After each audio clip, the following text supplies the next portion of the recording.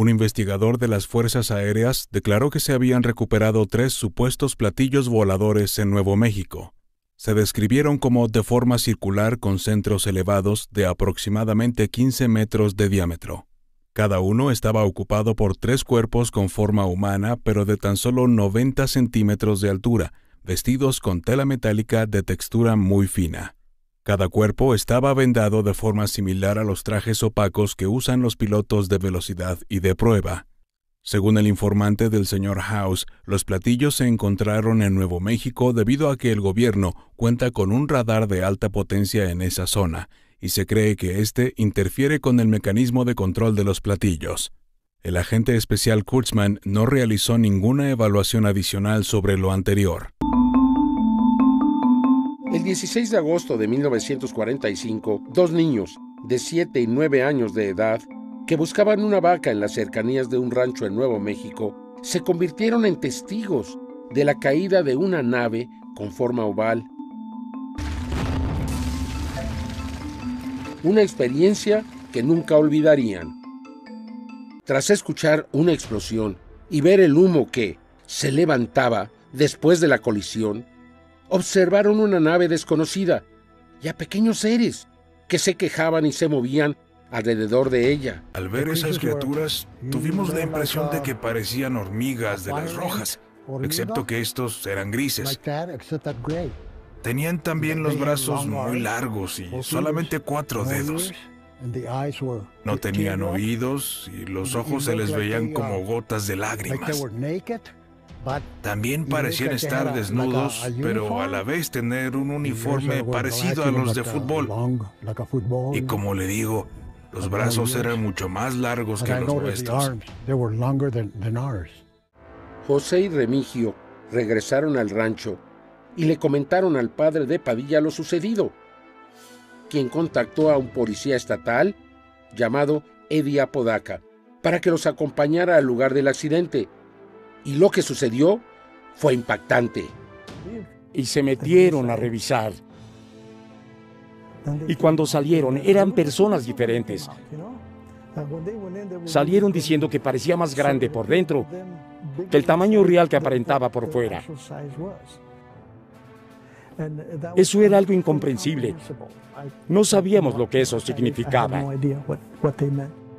Eddie Apodaca dio aviso a la base militar, iniciando la intervención de la Armada, quienes llegarían 4 días después, el 20 de agosto. Cuando llegó un vehículo militar, se reunieron con el padre de José y le dijeron que iban a poner una malla y a estar ahí por unas 2 semanas.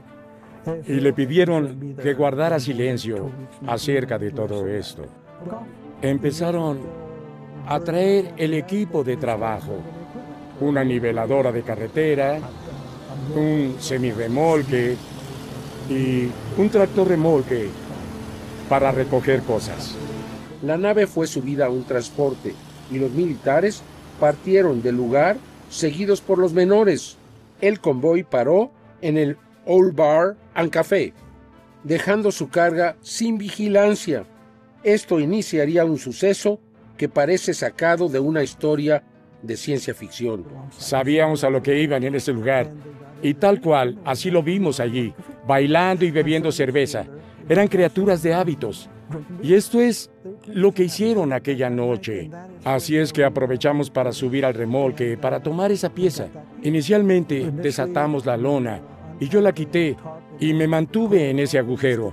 José entró en la nave, pero no podía quitarla. Era muy difícil, hasta que por fin lo logró. Así que ahora teníamos una pieza. Me la entregó y yo la tomé y la miré.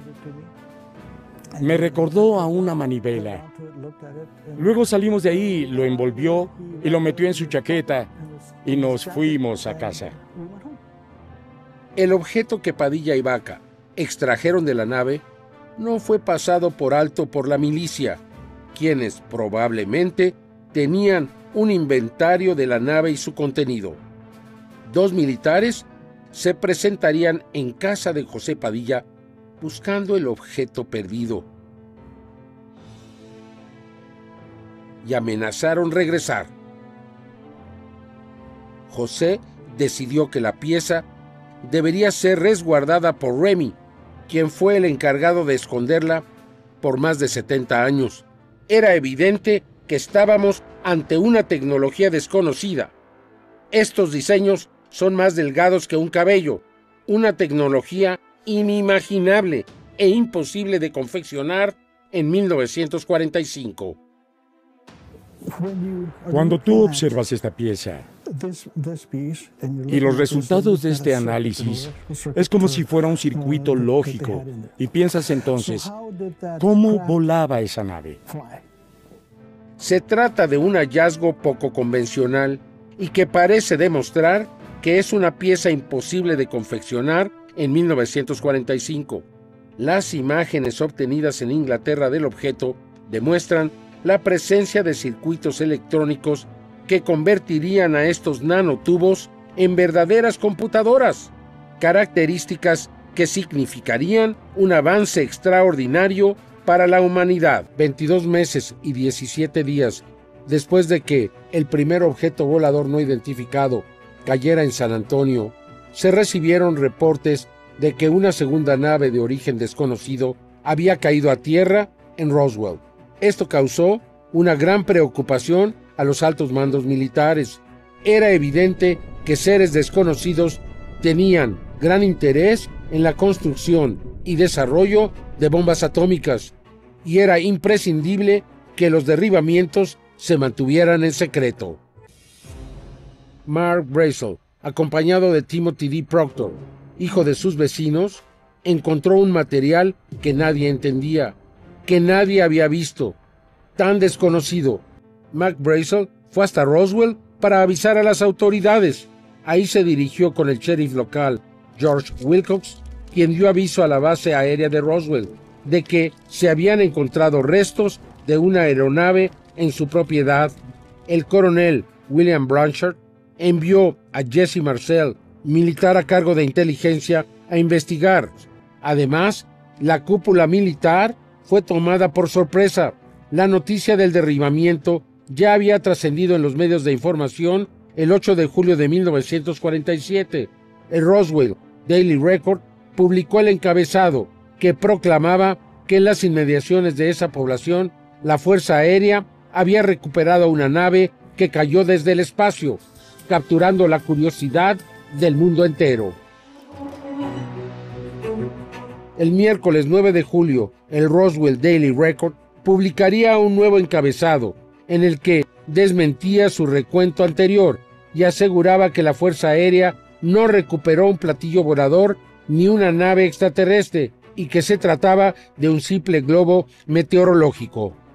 La nave en Roswell fue recuperada por la Fuerza Aérea, la de San Antonio por la Armada. Quizá por ello la noticia salió a la luz. Sin embargo, nuestra investigación demostraría con hechos y testimonios que el gobierno norteamericano dio inicio a una campaña de desinformación que destruyó vidas y carreras y que convirtió al fenómeno extraterrestre en una amenaza de seguridad nacional. Donald Schmitt y Tom Carey han entrevistado a más de 150 testigos directos y a más de 600 indirectos. Muchos de ellos recibieron el testimonio de sus familiares en su lecho de muerte. Mi padre fue uno de los soldados a cargo de recoger los cuerpos de los aliens después del accidente en 1947, cuando estaba por morir de cáncer a causa del agente naranja que respiró en Vietnam. Nos lo contó a mí y a mi hermana. Nos dijo que el gobierno trataba de encubrirlo y que realmente sucedió, que no fue una historia ficticia y que no hubo globo meteorológico. Dijo que fue un estrellamiento y que cuando llegaron al lugar observó una nave circular con 3 cuerpos. Tenían cabezas grandes y al menos uno de ellos estaba vivo antes de transportarlo a la base. Estaba en la estación de bomberos porque tenía que ir al médico. De lo contrario, no habría estado presente cuando un policía estatal arribó con un pedazo del material. Los bomberos jugaron con él y cuando terminaron, tuve oportunidad de manejarlo durante un largo tiempo. Lo envolvía en mi mano y luego lo dejaba caer, y cuando golpeaba la mesa, estaba totalmente plano. No se arrugaba, no hacía ruido, Era muy ave, como retener aire en la mano. Algunos días después, un militar se presentó en su casa amenazando a su familia. Primero, trató de convencerme de que no sabía nada, de que no vi nada. Finalmente dijo, tenemos 2 campos de prisioneros de la Segunda Guerra Mundial, uno al sur y otro llamado Orchard Park. Y si eso no te convence de que no puedes hablar de esto, podemos matar. Es un gran desierto, y nadie encontraría los cuerpos. Nadie sabría nunca lo que pasó. Así que prometí que no hablaría.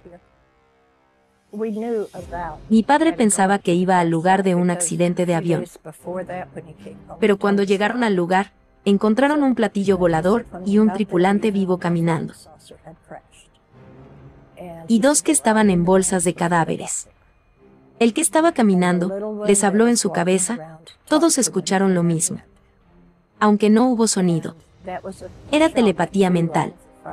Pero mi padre no sabía, y le dijo, no queremos hacerle daño a nadie. No hay nada que puedan hacer para ayudarnos. Y entonces llegaron los militares y les dijeron que se fueran. Se trataba de una verdadera amenaza de seguridad nacional. El silencio debería de ser mantenido a cualquier precio. Está aquí para decirle a la gente que están en el lugar correcto donde cayó el objeto y contar una breve historia de lo que ocurrió para que tengan un mejor conocimiento del suceso. Claro que estas bases secretas de radares realmente existieron. Eran tan secretas que existen pocas referencias históricas sobre su funcionamiento. La primera de estas bases fue conocida como El Vado y funcionó hasta 1957. Ellos necesitaban electricidad en los álamos para hacer fusión, fisión, dividir átomos, refinar el plutonio. De modo que lo que hicieron fue, al tener a la mano un lago, colocar un generador hidroeléctrico que generaba la energía. Y luego la energía se transmitía por esas líneas a los álamos. La segunda base de radar fue conocida como Tierra Amarilla. Esto era un espacio aéreo restringido para aviones privados o comerciales. Se escribieron manuales sobre cómo apagar rápidamente el radar si un avión privado entraba dentro de este espacio aéreo, porque probablemente dañaría el sistema eléctrico del avión.